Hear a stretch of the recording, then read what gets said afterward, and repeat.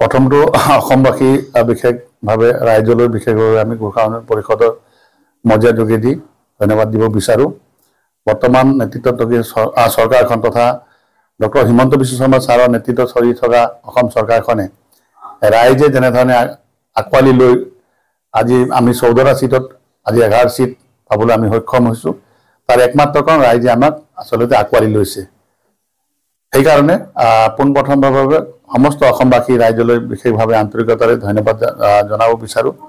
আৰু পুনৰবাৰ তৃতীয়বাৰৰ কাৰণে ভাৰতৰ প্ৰধানমন্ত্ৰী নৰেন্দ্ৰ মোদী ডাঙৰীয়া প্ৰধানমন্ত্ৰী হ'বলৈ গৈ আছে। আমি খুব উৎসাহিত আৰু অসমবাসী উৎসাহিত বুলি আমি আশা কৰিছোঁ। কিয়নো ভাৰতবৰ্ষত তেনেহেন এজন মহান ব্যক্তিৰ নেতৃত্বত আৰু 5 বছৰৰ কাৰণে আচলতে প্ৰধানমন্ত্ৰী নৰেন্দ্ৰ মোদী ডাঙৰীয়া হ'ব লাগে।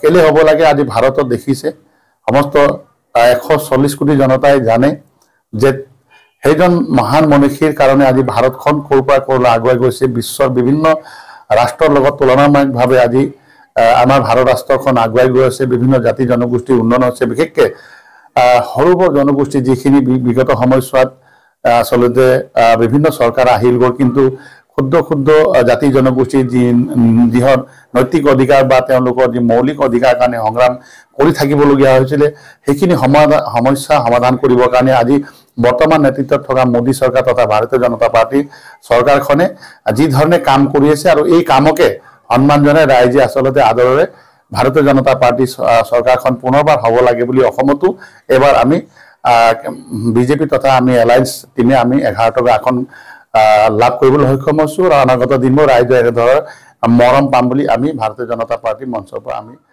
বিশেষভাৱে আশাবাদী।